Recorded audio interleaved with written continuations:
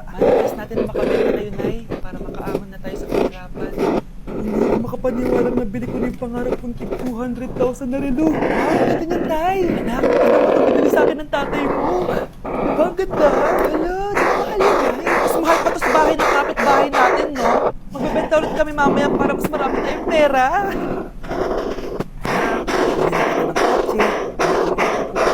Ha? Tay, di ko naman po kailangan ng kotse. Kaya ko naman po mag-commute.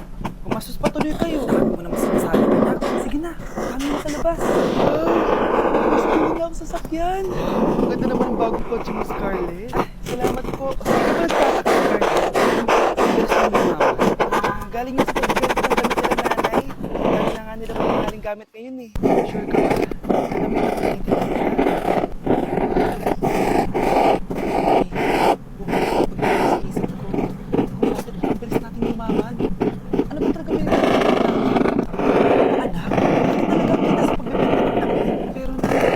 Pero, hindi ka ba kasi anak?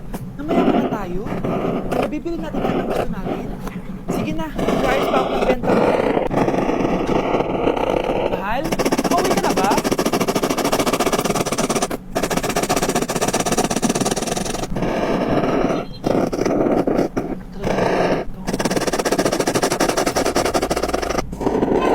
Nagbibenta sila ng laman ng tao? Wow, sobrang ganda, mahal!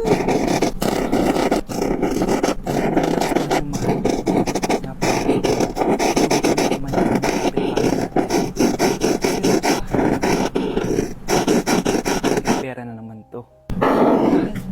Hindi dapat mag-alas ka. Ano yun? Nasaan yung ledger? Nandito lang yung kanina. Ba't mo nila yung ledger, mahal? Nandun lahat ng mga sikreto natin. Sinong tao dyan?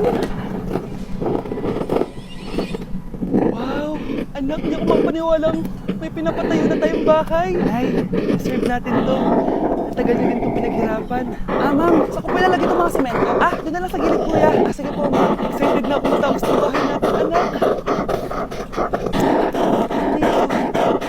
Uy, huwag ka pumunta dyan! Ano nangyari sa wala na ka? Ang dami tao.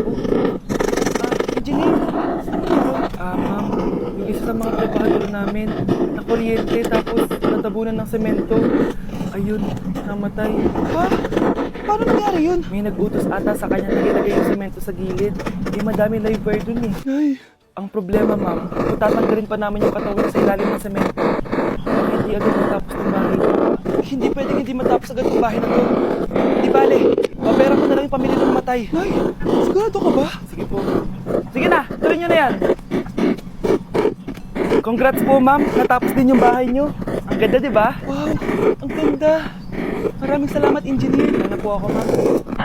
Anak, tara, pasok na tayo. Wow, ang ganda ng loob. Nay, hindi talaga ako mapakali na may bangkay dito sa ilalim ng bahay natin. Huwag kang okay, anak. Kasalanan niya naman kung bakit siya namatay eh. Ay, tulog na lang ako sa bago kong bahay. Wow, ang ganda ng kwarto ko. Kasalanan mo. Bakit ako namatay? Nay! Mga anak! Maganda ba? Mawawala ako ng 3 araw Nay, kailangan ba talaga tumuloy doon? Importante yun, anak. Minsan lang ikasal yung kumari ko, no? Tsaka sa Cebu siya gagawin, di ba? Shala. Basta, Nay, mag-ingat ka, ha? Oo naman, anak. Huwag ka mag-alala.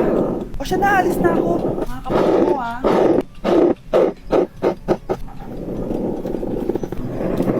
Saan yung wallet ko? Ay, kuya! Balik tayo sa bahay. Nakalimutan ko yung wallet ko. Ano ba yan? Maliliit na ako. Saan ba yan? Ano ba yan? Oras na! Mabuhay, ma'am. Welcome to Air Philippines. How can I help you? Miss. Dito po ba yung flight VD415? Yes po, ma'am. Check ko lang po. As per dito, ma'am, nakaalis na po yung aeroplano. Ha? Hindi ako pwede malit sa kasal na kumari ko. Kailangan ko umabol. Ma'am, kailangan niyo po ulit mag-rebook So, ang next available flight is bukas na po, ma'am. Ano ba yan? Gawin mo ng paraan. Diyos ko, sayang lang pera ko. Wala palang kwenta to airlines niyo eh. Uwi na nga lang ako. Sorry, ma'am. Oh, Nay, nandito ka na agad? Akala ko ba 3 araw ka mawawala? Di ayun, naiwan ako ng aeroplano. Alam mo, parang pinipigilan talaga ako ng universe makaalis eh. Anay, buksan mo yung TV. Ha? Bakit? Breaking news! Nandito tayo ngayon sa site kung saan nag-crash ang flight VD415. Ayon sa mga otoridad, walang nakaligtas sa mga pasahero nito. Kaya pala, kung makasakay ako dun sa aeroplano na yun, patay na ako ngayon. Grabe, ang pangit ko pala dati ng bata ako. Tawag. Hello? Scarlett, wag kang papasok bukas sa school ha. Ha? Bakit? Sino ka ba? Basta, sundin mo na lang ako please. Ano yun? Ang weird. Oo, anak. Hindi ka pumasok? Oo, Nay. Sakit ako yung pagaramdam ko eh. Magaling ka, anak, ha? Anak, yung school mo, nasusunog. Nasusunog, Nay. Totoo ba yung sinasabi ng caller kanina? Grabe. Buti na lang, anak, hindi ka pumasok sa school ngayon. Sino na naman tayo natawag to? Hello? Sino to? Scarlett, wag kang matutulog ngayong gabi ha. Ikaw na naman? Paano mo nalalaman yung mga yan, ha? Scarlett, minsan di mo na...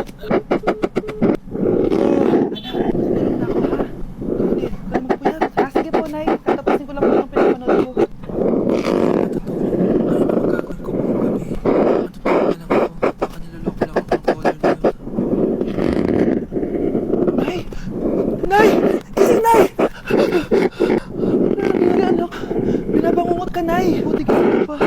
Nagising mo ako. Sino ba talaga yung caller na yun? Sino ka ba talaga, ha? Bakit alam mo lahat ng mga masasamang mangyayari? Gusto mo ba talaga ako makilala, Scarlett? Oo! Dahil hindi ako matatahimik! Magkita tayo malapit sa puno ng mangga. Hello? May tao ba dyan? Hi, Scarlett. Ano ba yung caller? Gusto mo ba talagang makita kung sino ako? Oo. Ako ikaw, Scarlett. Galing ako sa future. Ikaw? Ako? Kailangan kong ayusin yung mga nangyari masama. Paano? Paano nangyari yun? Basta, Scarlett, ayusin yung mga desisyon mo sa buhay. Sige na, baka makulip ako ng humahabol sa akin. Sandali! Sino humahabol sa'yo? Wow! Gising na siya! Ang pala mo nandito sa bahay! Aling please, alam mo, bilib din ako sa'yo eh. Wala na nga tayong makain, nagpabuntis ka pa. Hindi ba yung anak ni Rosa? Pag-aaral ay natupag. Nakakawalang gana! Yan, umalis ka! Diyan ka magaling! Kasalanan mo to! Sinira mo yung future ko! Ate, please, tigilan mo yan. Walang kasalanan yung bata. Hindi! Dahil dito, galit sa akin si nanay. Kaya dapat mawala na to! Ate, wag! Ate! Anak, kain ka na. Nay, sorry anak ha sa mga sinabi ko. Hayaan mo, babawi ako sa'yo ha. Thank you, Nay. Nay, sumasakit dyan ko. Nay, oo, pinag-usapan natin ha. Hihintayin ko ng mga anak tong babaeng to. Pag nabigay ko na yung bata, ibigay mo na agad yung pera sa akin ha. Palang ibenta ni nanay yung anak ko. O anak, okay ka lang? Walang hiya ka, Nay! Ang sama mo! Akala ko, totoo nagbago ka na. Pera pa rin pala yung nasa utak mo. Abay, bakit? Wala ka nang pakinabang dito. At least yung anak mo, mapapakinabangan ko. Wala ka namang papakain dyan eh. Napakasama mo! Lalayas na ako sa impyerno ko! Sige, lumayas ka! Sino tinakot mo? Tignan natin kung saan ka pupulutin. Hello, Bes. Hello, Bes. Kilala mo ba si Edward? Oo, Bes. Siya yung ama ng dinadala ko. Mayaman pala sila, Bes. Gusto kanyang makita kasi gusto niyang panagutan yung baby mo. Talaga? Oo, Bes. Ito na yung Bes. Bes, hindi mo na kailangan magtiis na nanay mo. Hindi pwedeng anak ko lang ang makikinabang sa yaman ng lalaking yun. Dapat ako din. Wow, Edward. Ang ganda naman ng bahay mo. Simula ngayon, Scarlett. Dito ka natitira, ha? Masanay ka na. Matanong ko lang, bakit pala gusto mo akong panagutan? Eh, di ba, iniwan mo na ako? Scarlett, hindi naman ko kita iniwan. Alam mo, kailangan ko lang sumama ng matagal sa ibang bansa. Kasama yung mga magulang ko. Ang importante, nandito na ako, Scarlett. Bubuo na tayo ng pamilya. Ang sarap naman pakinggan nun. Oh, Scarlett, bakit? Ang sakit ng tiyan ko! Ha? Teka lang, tatawag ako ng nurse, ha? Diyan ka lang. Edward. Buti na lang dumating ka, tita. Ako, Edward, salamat sa pera, ha? Makakasiguro kang kay Scarlett lahat mapupunta. Bakit nandito yung babaeng yan, ha? Paalisin niyo yan! Ha? Ano nangyayari? Scarlett?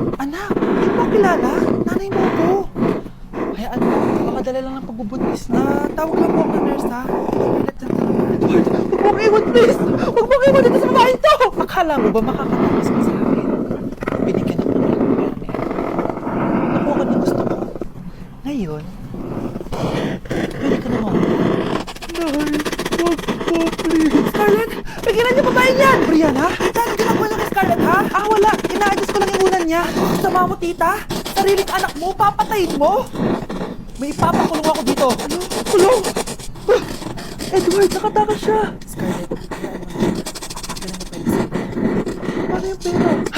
Buti na nakatakas ako. May check naman ako. Ano yun? Ito, naiiwan niya. Thank you, Edward. Sayang para sa inyo, ate. Scarlett, yan na. Paprotektahan ko kayong dalawa. Anak, kunin mo ang cellphone sa kwarto. May tumatawag ata. Sige po, Nay. Sabi cellphone ni Nanay. Anak, bilisan mo naman. Ay, salamat naman. Nakatae din. Scarlett, bakit nandyan ka?